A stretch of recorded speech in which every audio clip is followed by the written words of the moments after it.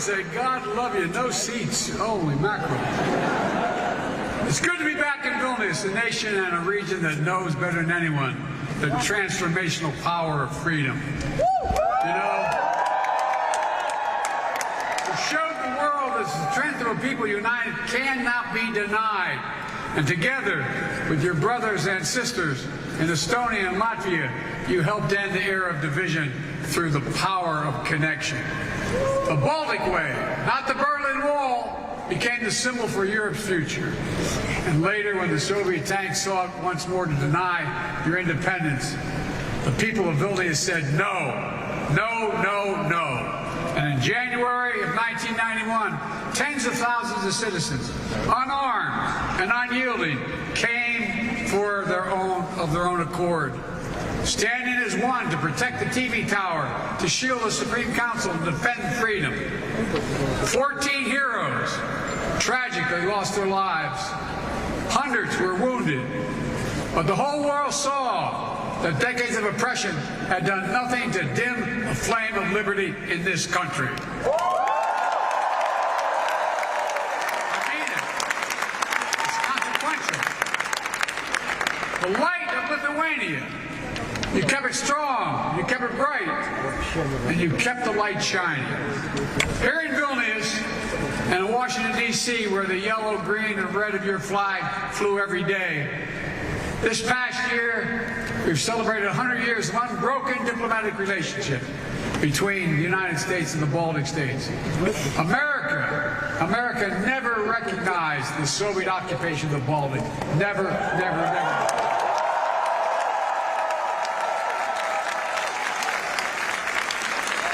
Besides, you got a great president.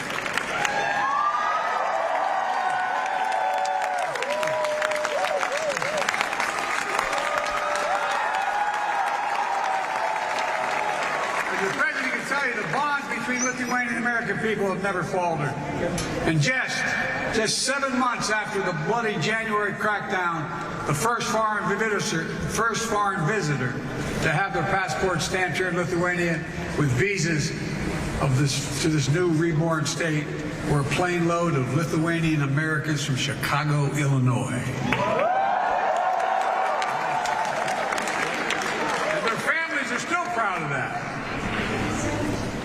Los Angeles came after that. A lot came after. Look, many aboard that plane and fled Lithuania during the early years of Soviet oppression and marveled at the return to this independent state. One of them told reporters, quote, "This day is like a resurrection for us. This day, Father, is like a resurrection for us." That's what the quote was. For real. That's the feeling. And it was. A resurrection that quickly became a revelation. And a nation that stands today as a stronghold of liberty and opportunity. A proud member of the European Union and of NATO.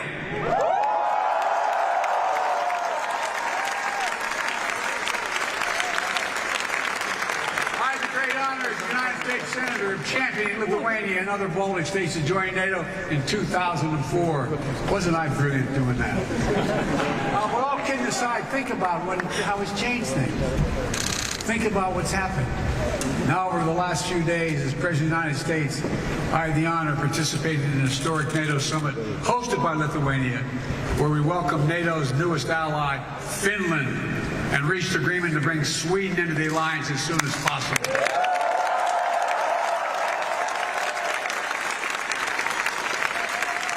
President Erdogan kept his word.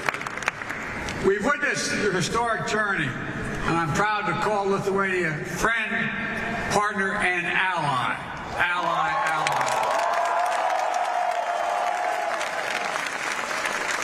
Soon NATO will be the 32nd freestanding, 32 freestanding members standing together to defend our people and our territory.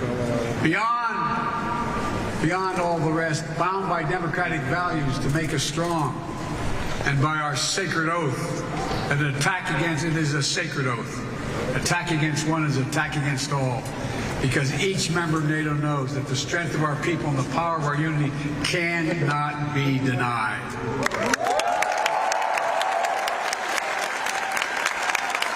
I sound optimistic, it's because I am. Today, our alliance remains a bulwark of global security and stability, as it's been for more than 7 decades. NATO is stronger, more energized, and yes, more united than ever in its history. Indeed, more vital to our shared future. It didn't happen by accident. It wasn't inevitable.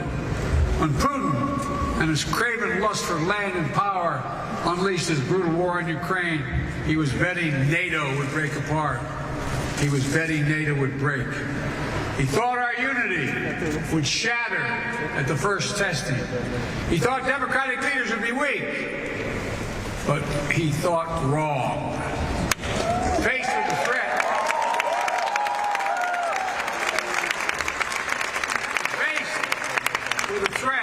the peace and stability of the world, to democratic values we hold dear, to freedom itself, we did what we always do. The United States stepped up, NATO stepped up, our partners in Europe and in the Indo-Pacific stepped up. All across the world they stepped up. And we're ready. We were ready because we stood together. In the months leading up to the war, as Putin amassed his forces on the Ukrainian border and laid the groundwork for his brutal invasion, I was in constant contact with my fellow leaders of the G7 and the European Union and NATO, constantly. We warned the world what Putin was planning. Even some in Ukraine didn't believe we were what we had our intelligence community found. We made sure NATO was prepared to deter any aggression against any member state. We pursued intense diplomacy with Russia, seeking to avert this terrible war. And when Russian bombs began to fall, we did not hesitate to act. We rallied the world to support the brave people of Ukraine as they defend their liberty and their sovereignty with incredible dignity.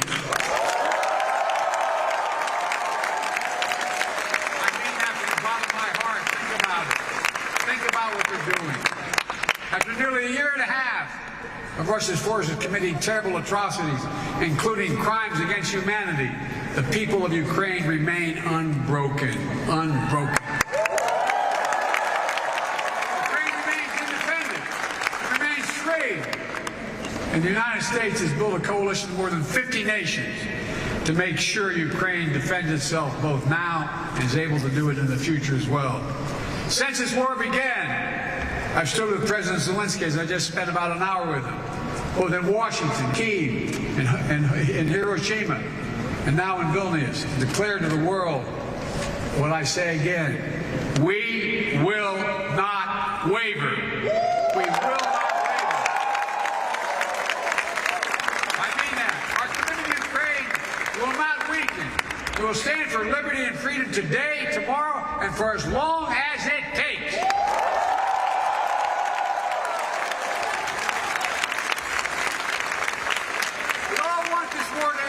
Just terms that uphold the basic principles of the United Nations Charter that we all signed up to: sovereignty, territorial integrity. These are 2 pillars of peaceful relations among nations. One country cannot be allowed to seize its neighbor's territory by force. Russia could end this war tomorrow by withdrawing its forces from Ukraine, wrecking its international borders, and ceasing its attacks on its inhumane attacks on Russia. By Russia on Ukraine, against its children, women and children, its military. Unfortunately, Russia has shown thus far no interest in the diplomatic outcome. Putin still wrongly believes that he can outlast Ukraine.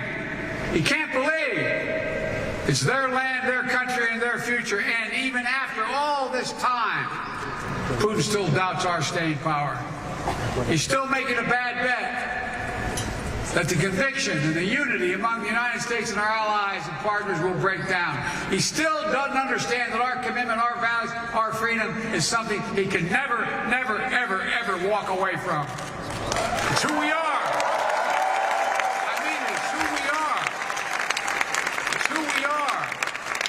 Throughout this horrific war, the people of Lithuania, together with our Baltic brethren, have been among the most fierce champions of Ukraine's right to a future of its own choosing, one that is free, because you lived so long with freedom denied.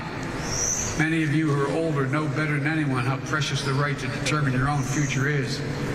Precious to people everywhere, not just in Ukraine, Belarus, Moldova, Georgia, and all the places around the world where people continue to fight to make their voices heard. So my message to all of you united is keep it up, keep it going, keep reminding the world of hope that Lithuania embodies, and that's what you embody, hope in this country. I'm not joking, I mean this sincerely. We must never forget how much this matters, and never give up on a better tomorrow. The defense of freedom is not the work of a day or a year. It's the calling of our lifetime, of all time. We are steeled for the struggle ahead. Our unity will not falter, I promise you.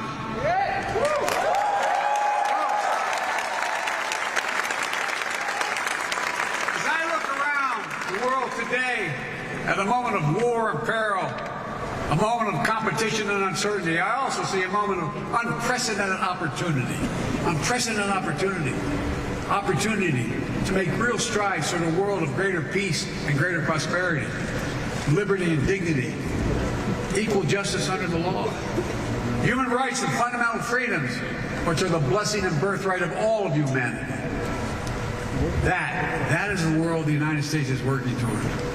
And it's one we'll only reach if we do it together. And I mean together.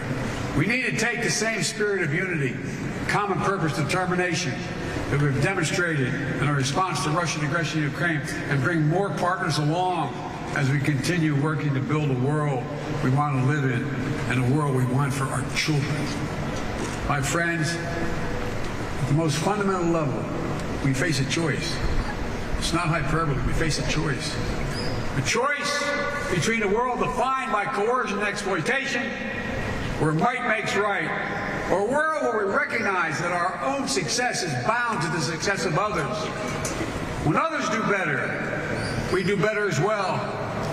Where we understand that the challenges we face today, from the existential threat of climate change to building a global economy where no one gets left behind, are too great for any one nation to solve on their own.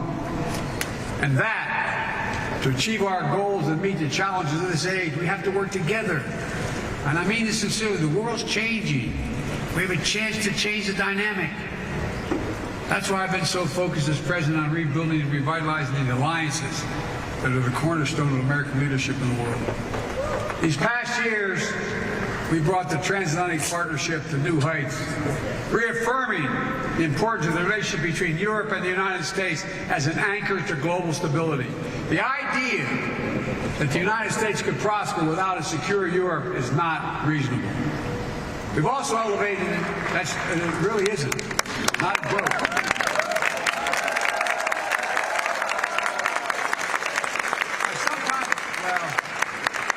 Elevated deep American alliance in the Indo-Pacific with Japan, the Republic of Korea, Australia, the Philippines, which provide critical security and deterrence in that vital region of the world. Through our Quad partnership, it's a fancy way of saying our partnership with Australia, India, Japan, and the United States, we're bringing major democracies of the region together to cooperate, keeping the Indo-Pacific free and open, prosperous, and secure. We've demonstrated during this NATO Summit with Indo-Pacific partners joining us for the second year in a row. We're working to deepen connections between the Atlantic and Pacific democracies so we can better work together toward the shared values we all seek. Strong alliances, versatile partnerships, common purpose, collective action to meet our shared challenges. The world has shrunk. That's how we build a future to seek when we share and know we share challenges and work together. We have to step up together, building the broadest and deepest coalition to strengthen and defend the basic rules of the road, to preserve all the extraordinary benefits that stem from the international system grounded in the rule of law. We have to come together to protect rights and freedoms to underwrite the flow of ideas and commerce, and which have enabled decades of global growth.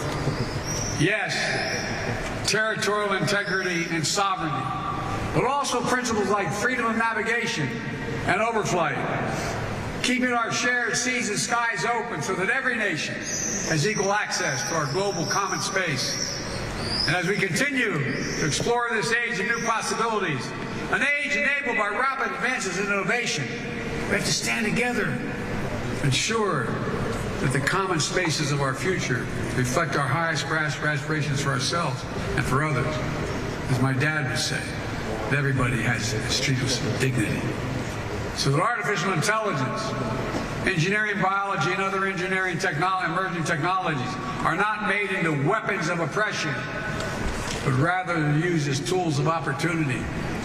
Working with our allies and partners to build a supply chains that are more resilient, more secure, so we never again face a situation like we had during the pandemic, where we couldn't get critical goods we needed for our daily lives.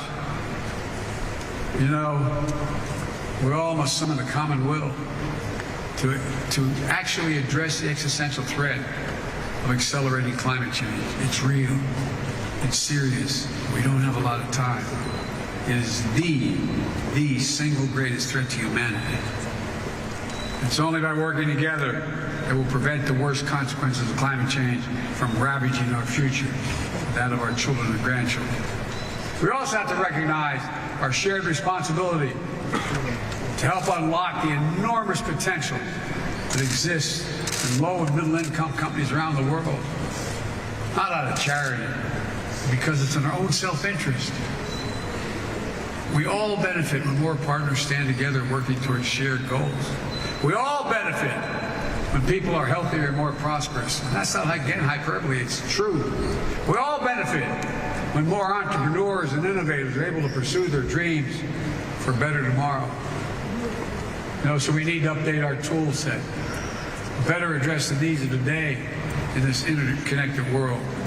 A world where climate disasters, pandemics, conflicts, spill over borders, make it harder to address the challenges of poverty and instability that hold so many people back.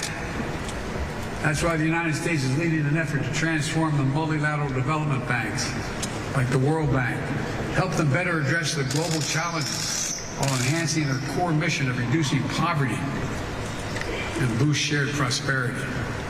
We're all working together with our partners in the G7 to address the enormous needs for high standard infrastructure around the world, especially in low and middle income countries in Africa, Latin America, and Southeast Asia. It's a statement about the world we want to build together. Ladies and gentlemen, we stand at an inflection point in history, where the choices we make now are going to shape the direction of our world for decades to come. The world has changed.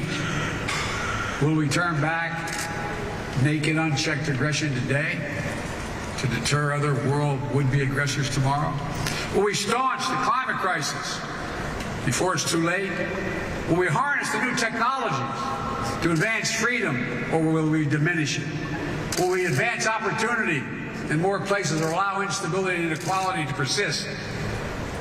How we answer these essential questions is literally going to determine the kind of future our children and grandchildren have. And again, that's not an exaggeration. It's a fact. It's going to take all of us. All of us. I believe that with ambition, with confidence in ourselves and one another, with nations working together for common cause, we can answer these questions.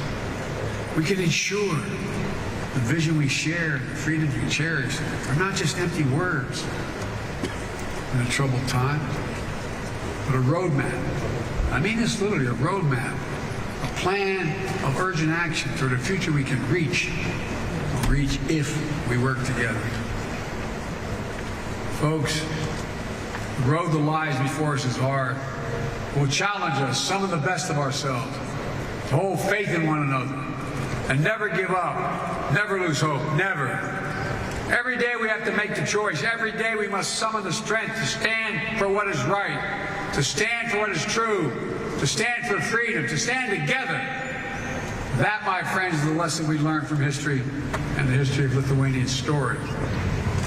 You know, it's the lesson we see demonstrated each day, and it will determine what the Ukraine looks like. And it's how we're going to work. How we rewrite the future of peace and hope, justice and light, liberty and possibility for everyone, everywhere. Folks, some have heard me say to my country many times, never ever in my entire career been more optimistic about the prospects of the future. Never. Let me just say thank you for taking the time to be here to listen. God bless you all. May God protect the freedoms of the protectors of freedom in Ukraine, here, in every nation of the world, everywhere. God protect our troops. Thank you.